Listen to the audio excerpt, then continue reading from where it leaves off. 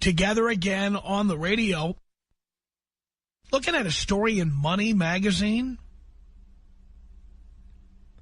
And it talks about people who are, they use the word single. I'd have preferred the word unmarried.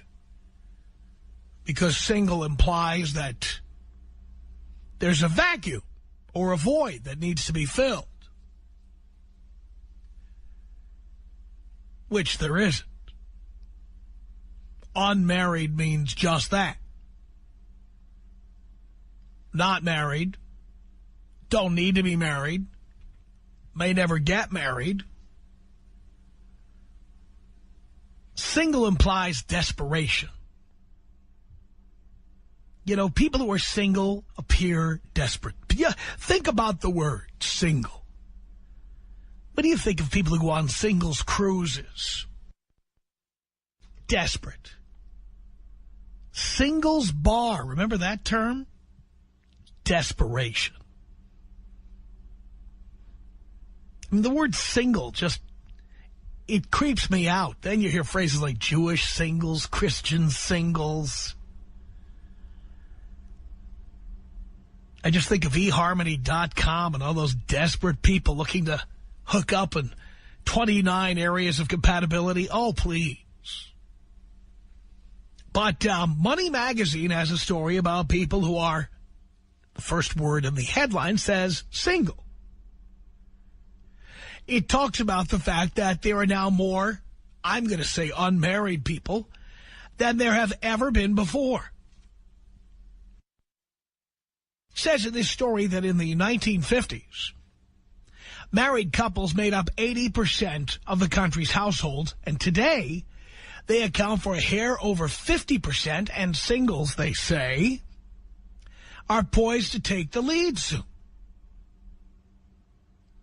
In Money Magazine, they say here that divorce, which is how about half of all marriages end, as I always tell you, plays a big part in why there are so many single people. Says here that people are marrying later or they just aren't marrying at all. Very nice. Nearly a quarter of the population older than 35 is divorced. It's my crew.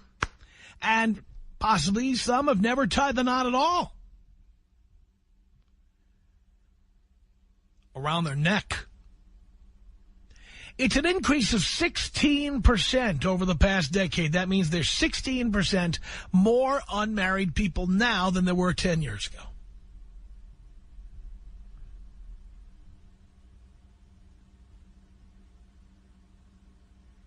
And for all of the talk about getting married and all of these supposed benefits, let me remind you about this. I'm looking at this story, and it talks about the various tax credits you get for having children or for being married, capital gains taxes you save, and what have you. And there are many people who think there are financial advantages to being married. Let me compare it to something else. How many of you bought a house because you were always told that there were tax advantages to owning a home? Plus, it was a great way of saving. Now, many of you who bought a house in a particular year, let's say 2002, and sold it in a particular year, say 2005, may feel like you made a lot of money selling your home. Having owned a home was good for you, you think. But most of us don't. Just like with stocks, they say don't time the market. Most of us don't know when the bottom of the real estate market is or when it's hitting the top. So most of us are not in at the bottom or the top. So what you have to look at is not just how much money you make when you sell the house. You know, what'd you make? $50,000, $100,000, $200,000. But how much it costs to operate a house long-term when you're in it. And in my own house, for example, you know, you pay rent and I pay a mortgage. And my mortgage is somewhat more than I would pay in rent, but let's forget about that part. Okay? Let's talk about the expenses I have that I would not have if I were in an apartment. Property taxes. In my case, I pay over $9,000 in property taxes every year. $9,000 a year. Okay, that's over $700 a month in property taxes alone. All right? Insurance, homeowners insurance, fire insurance, earthquake insurance. Thousands and thousands of dollars for that. Every time the toilet backs up or there's a leak of some kind, I can't dial the super or the building manager. No. I have to pay somebody to come here and fix it. Or I have to learn how to fix stuff, which if I lived in an apartment of any worth, I wouldn't have to fix anything. You call the building manager and they send somebody up to fix it. In my house, not only that, because I own it, there is the cost of keeping it looking good and keeping it in good shape generally. I just redid the stucco on the front of my house. I'm about to do the stucco on my whole house. Again. Landscaping. Even when you have as little flat ground as I do in the Hollywood Hills, there's landscaping here. I mean, the list goes on. Buying a house is not a good investment in terms of making a financial profit. The best reason to buy a house is the time you get to enjoy living in it. The time that you get to do whatever you want in that house. Because after you deduct out all the expenses of owning a house, whatever profit you make selling it evaporates to, in some cases, less than nothing.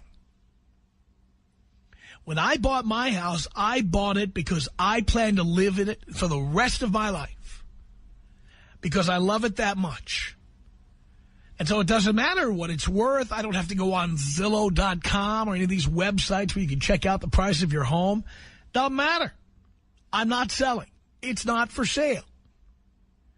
All you realtors keep coming to my door, leaving me Frisbees and memo pads with your name on it and stuff. You can save your time and the cost of doing that. This house that I own is not for sale. It's that simple. But certainly if I sold my house, whatever profit I would make selling a house that by the way, I was lucky. I bought my house at the bottom of the market through sheer luck. I bought my house back in spring of 1997. And by now it's worth almost $2 million more than I paid for it. But I also did a $2 million renovation on the house. So the profit is almost nil. The profit is the enjoyment I've had living in my house. And being able to hammer nails into the wall or change rooms around or change the colors of things if I want. To make a bedroom into a closet. Can't do that in an apartment. That's the profit you make. So you've got to remember that, and by the way, I'm tying this back in. Don't think I forgot where I started here. I didn't. You've got to remember that buying a house to live in, this is a very important piece of information for young people who are thinking about buying a house because you think people are making all this money and you need to get in on it. Don't do it. Because, number one, you'll probably lose money or break even at best financially. And number two, if you don't know where you want to live and you don't really have the perfect place to live, you're just buying a condo to get in on this, and you may or may not enjoy where you're living, or you may enjoy where you're living, you may not.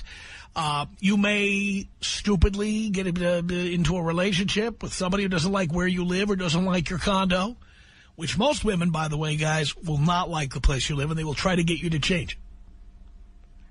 And then you may have to sell your condo at an inconvenient time when prices are down or mortgages are up or whatever. The best reason for buying a home is not the profit you're going to make. The best reason for buying it is to enjoy living it. Now let's go to getting married. It's the same thing. Anybody who gets married for the tax benefits is a fool. A fool. Because remember, yes, you'll get child tax credits. Yes, you'll get exemption for being married. Yes, if you own a house, then you sell it, you double the amount of a profit exempted from capital gains taxes when you sell a house, you know. But the financial cost of being married far, and I'm saying this as someone who's been married and divorced 4 times, the cost of being married and divorced far outweighs the cost of the benefits of getting married. The financial benefits are not bigger. And I'm telling you from recent experience, okay? When I got divorced and I began to live alone without having to pay, I was just looking at old gas bills today. Here's an example. I was paying my gas bill, and on the website for the gas company, they've got the whole history of my bill going back years. My gas bills are cheaper. I'm not buying clothing for 2 people, and the second person always spent more than I did. I'm not making anybody else's car payment. I'm not with somebody who's calling her parents in other countries, paying a huge phone bill. I'm not paying for somebody who wants to go to Starbucks all the time. I'm not paying for handbags or shoes. You know, whatever benefits I once got, tax benefits or whatever, or the supposed benefits of 2 people living as cheaply as one, it's a lie. Because when the second person is a woman, she spends money hand over fist. Obviously, there are some exceptions to that rule, but generally speaking, women are not savers or investors. They are spenders. They are consumers. And men are payers. So when you get married, getting married for the tax benefits or any financial benefits is crazy. There just aren't any. The benefit is if you happen to need to be married and you happen, for whatever reason, like let's say you decide you want to have children and you want the children to have your last name, and you've decided to put the best interest of the kid ahead of your own best interests, which people rarely do. They say they do it, but they rarely do it. The bottom line is that what you will get is the enjoyment of being with the other person. That's the profit you will make. But financially, you will not be better off. In fact, I think you'll be worse off. There's a cost. There's a tax. I decided after 4 divorces that the cost of being in love is more than I intend to pay. There actually is a cost of being in love. There's a cost of having 24/7 companionship. There's a cost. Just like there'd be a cost in having a 24/7 bodyguard or a 24/7 chauffeur or 24/7 housekeeping or 24/7 cook on the premises like Hugh Hefner has at the Playboy Mansion. Guess what? There's a cost in having a 24/7 companion. And in life, you have to decide whether that cost is worth what you're getting. You know, for some people, it's a better deal to rent an apartment than to buy one. As you know, as many of you know, many of you would like to drive a better car. And you drive a better car when you lease one rather than buying one. Unless you're rich and you can afford anything you want. How many people listening to this show lease a better car than they can afford to buy? Uh-huh. So what I'm telling you is there's a cost of doing business and there's a cost of companionship.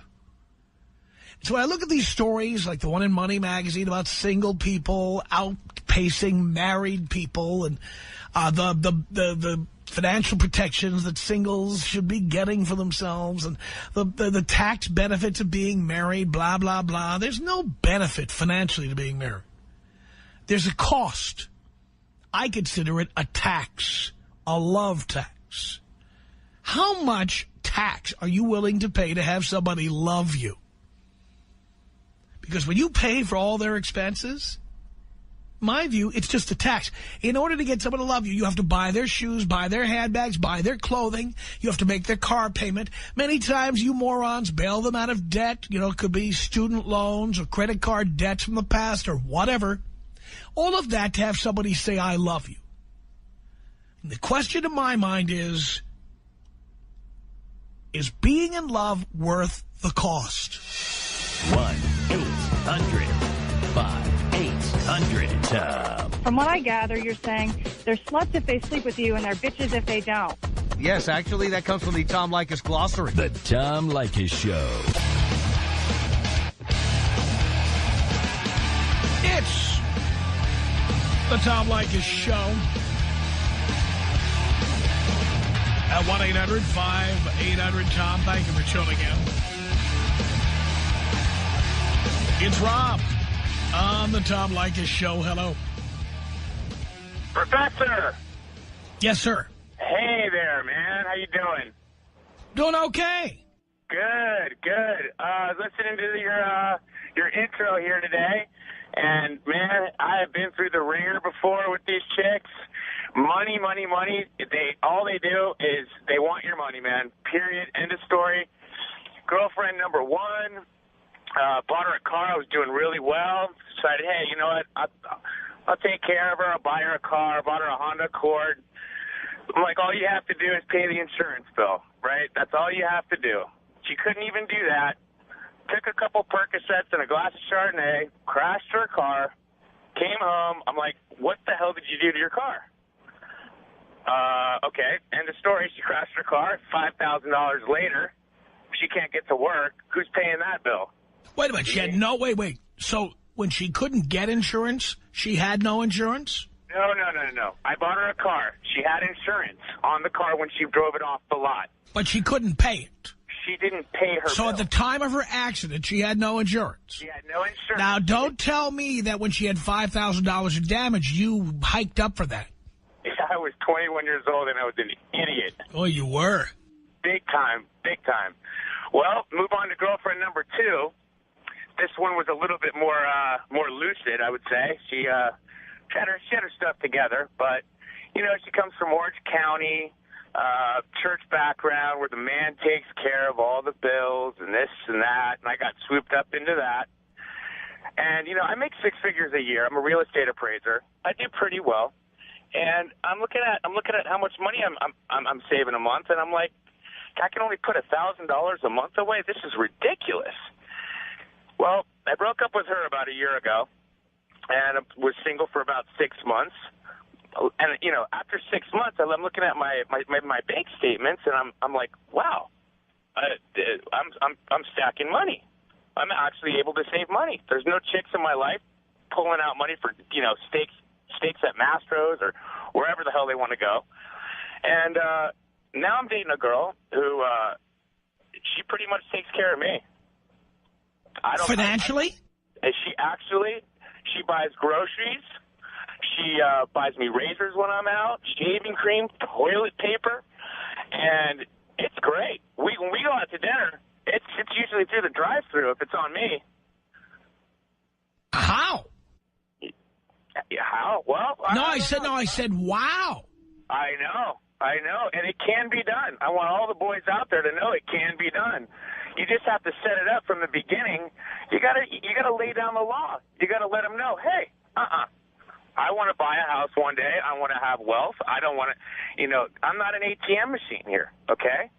You know, I come from humble beginnings. I busted my hump. And, you know, I'm done. I'm 32 years old, and I got money. The less time you spend with a chick, the lower the cost. Absolutely. And by the way, just like the income tax system, where when you start getting up into the income bracket of the very, very wealthy, the percentage taken goes way, way up. It's the same thing with a relationship. The more time you spend with a woman, it goes up exponentially. So It's very low cost if she lives far away from you and you don't see her very often. She lives in San Diego, this one. Perfect. But the minute she starts living closer to you and wanting to see more of you, eventually you're going to dinner 3 nights a week, and you're going to see Wicked for $100 a ticket, and you're going to see Phantom of the Opera when it's in town, and Cirque du Soleil, and every chick flick that's playing at the movie theater. And she's going to Starbucks every day, and she asks if you'd like something, and then she comes back and says, well, it'll be $11.75, honey. Yeah. And suddenly you're paying for everything. Yep, not this guy. Better to have chicks who live a little bit of distance from you, don't have time to see you. Well, she's got 3 more years to finish her PhD. So then you seem, by the way, you seem so accommodating. Honey, you've got that PhD to study for. You take all the time you need working on that. I understand. Then when you've got all that free time, you bang other chicks. That's what you do. Who also live far away. I love what you do, man. I listen to you every day. I love it. All boys out there in the world, you need to listen to the professor. Listen to him. Thank you, Rob. Amen. Appreciate the call. 1-800-5800-TOM. That's our telephone number. Let's say hello to Darian on the Tom Leykis. Did Darian go away? Darian? Are you there, Darian? I'm here. Can you hear me? Yeah, I can. Go ahead. Hey, first of all, I just wanted to say thank you so much for all you've done for all of us. You're an amazing guy. And the other thing is that my 2 little brothers, their lives have changed because of you. But the last thing I want to say is you couldn't be any more right. My dad has a saying, men earn, women burn. Can you take me out Kobe style, baby? I certainly can. Here you go. This is about us. She's so special to me. Yeah, it beats in my heart. Yeah, the air I breathe. She's so special to me. 1-800-5800-TOM is our telephone number. You do pay a tax to be in love. Is it worth the cost? Is it worth it? Matt on the Tom Leykis show. Hello. How's it going, Father? Great, son. Good to hear from you. All right. Now, my story is kind of a little bit different, but sort of the same as the other guys have said as well. I've had the whole girlfriends before where you kind of got to pay for everything, and usually it just doesn't work out because you kind of get burnt out.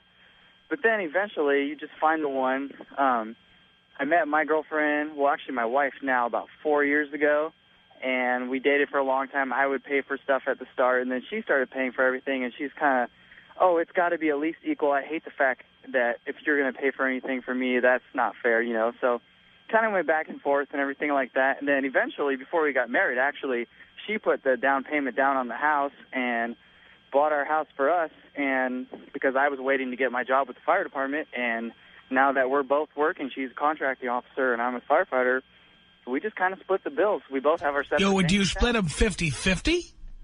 Just about, yeah. Just about? No. What do you mean just about? Well, it's kind of like one of those things, okay, well, I'll do the grocery shopping today. Oh, the pets need some food. You go get it or whatnot on your way home. Here, give me half a mortgage payment. I'll pay the other half. I just basically, I know this is sounding cliche, but give her the money and she pays the bills. That's pretty much exactly how it is. But you give her all your money and she pays the bills with it. No, I give her about half of my money. Right about that, because I make just a little more than her, but we spend just about the same. So you pay equally the electric bill, the gas bill, the cable bill, the phone bill. You pay those 50-50. Yeah, we spread it up just about as good as we can. And the mortgage payment 50-50. Yes, sir. It sounds pretty weird, but that's how it goes. I mean, right now we just went and got passports because we're leaving the country for our first anniversary. And she paid for all of the passport initiation and everything. Yeah, who paid for the plane tickets? She paid for the plane tickets and arranged the trip. Who paid for the hotel? She paid for it all. Really? Yes, sir. Well, that is not normal. No, but every once in a while you'll find the good one. I just want to say to all the men out there, just keep trying because eventually you will find one because I'm tired of paying everything like I used to do back in the days. I understand. Well, interesting. I thank you so much for the call. Tom Leykis. 1-800-5800-TOM. 1-800-5800-866. Party like a king with Tom and Kings legend Luke Robitaille. Saturday, December 8th in the exclusive Staples Center Grand Reserve Club. Go to blowmeuptom.com for details. It's the Tom Leykis Show.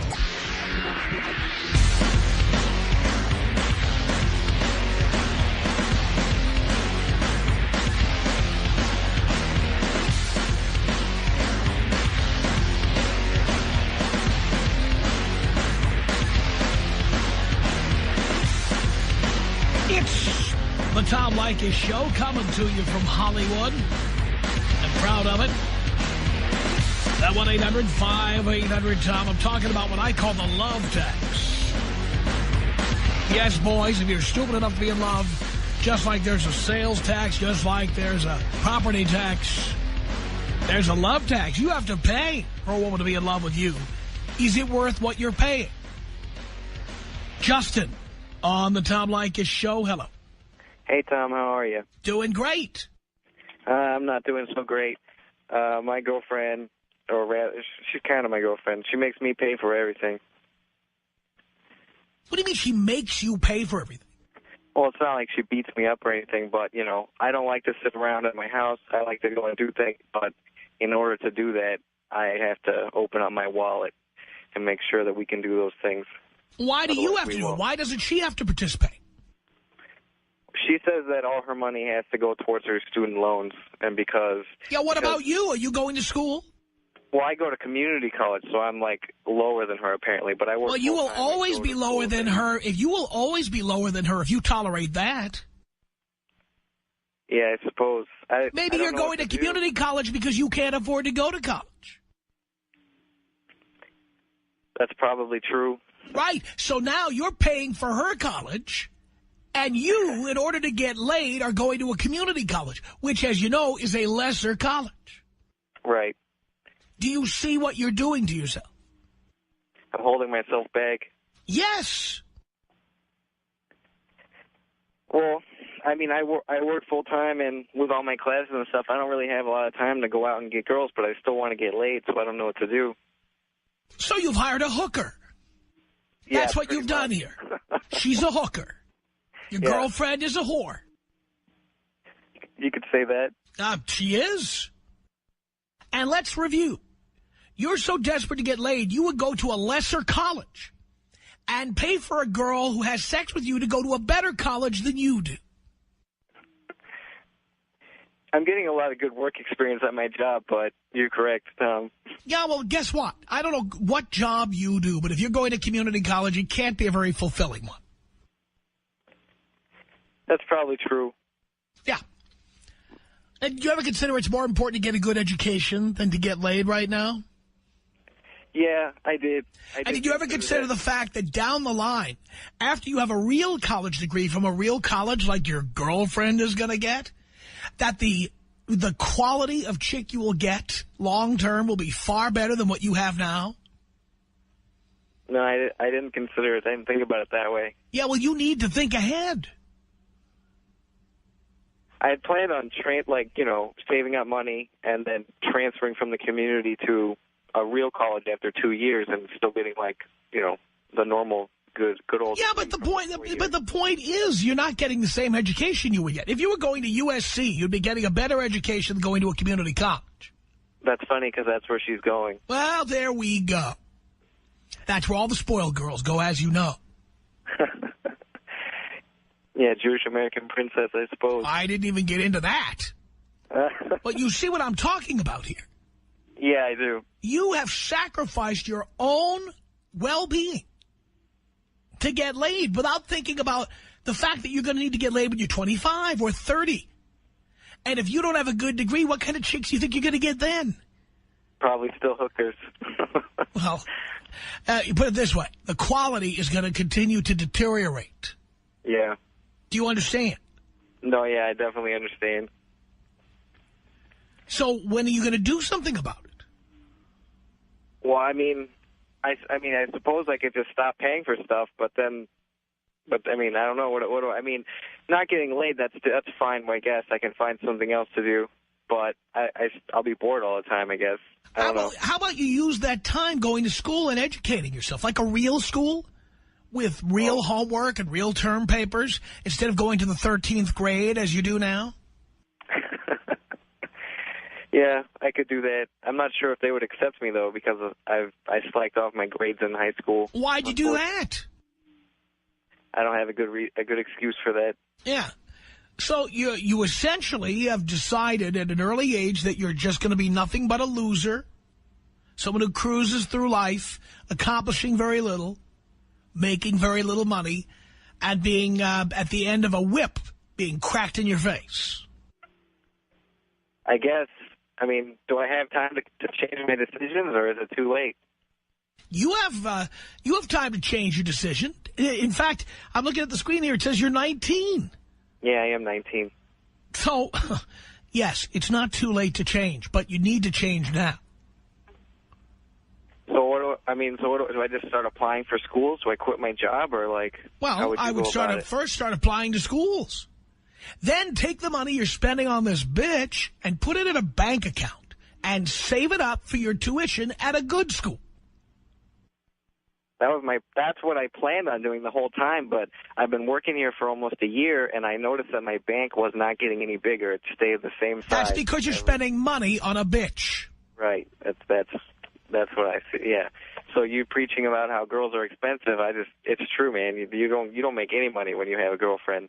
You have any amount of extra money, they'll squeeze it right out of you. That's what I'm trying to say. Your bank account would be getting bigger if you weren't giving your money to her.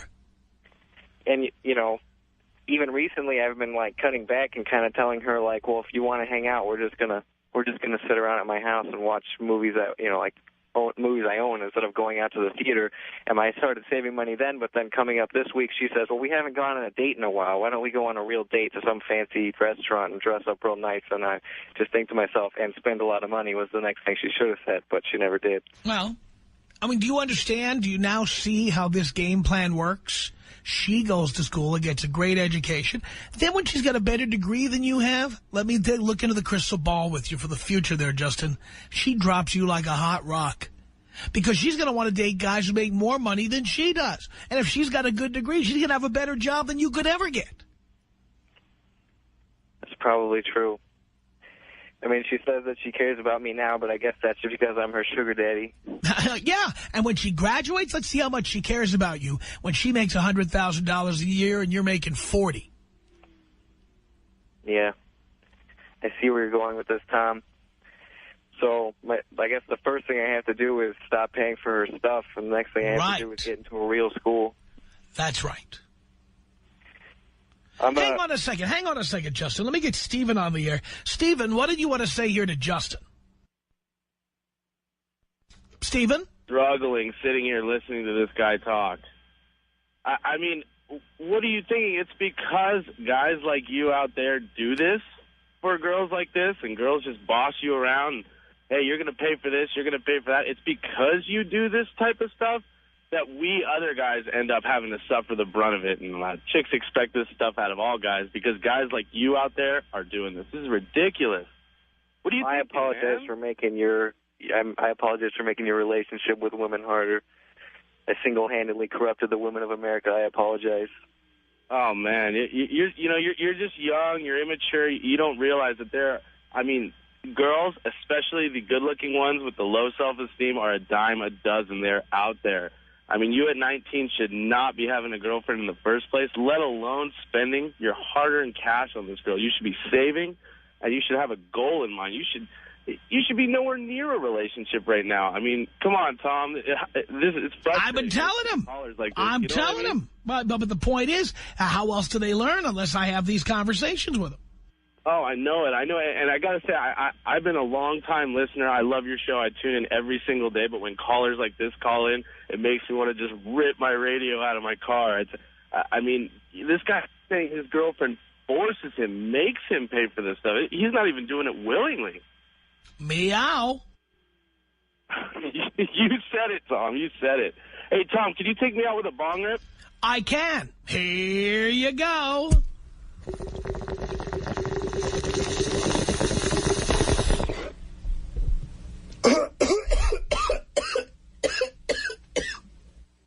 Aaron, what did you want to say to Justin?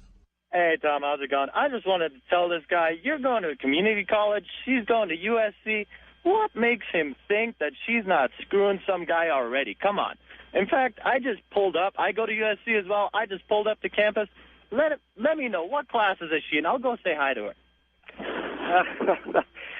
Actually, it's kind of funny that you say that because she tells me a few weeks ago how when she goes to school that she wants to stop seeing me so that because she wants to go to school single. Why are you paying for her? Oh, my God. Come on, man. That should be a clue. Just dump her. Get rid of it. It's excess baggage. I tried calling Tom about that like a few weeks ago, and I didn't get on, unfortunately. But, I mean, I don't know. Oh, and you haven't learned since. Come on, man. You got to just do it. All you're doing is wasting money. It's flushing money down the toilet every minute you're with her. I suppose you're right. Even if I try to play the cheapskate game, I don't know. I guess there's no real way out of it other than just to toss her to the curb. She's a prostitute, and she's selling you her services. Exactly. So, yes, the minute you stop paying, she's going to sell her services to someone else who's willing to pay.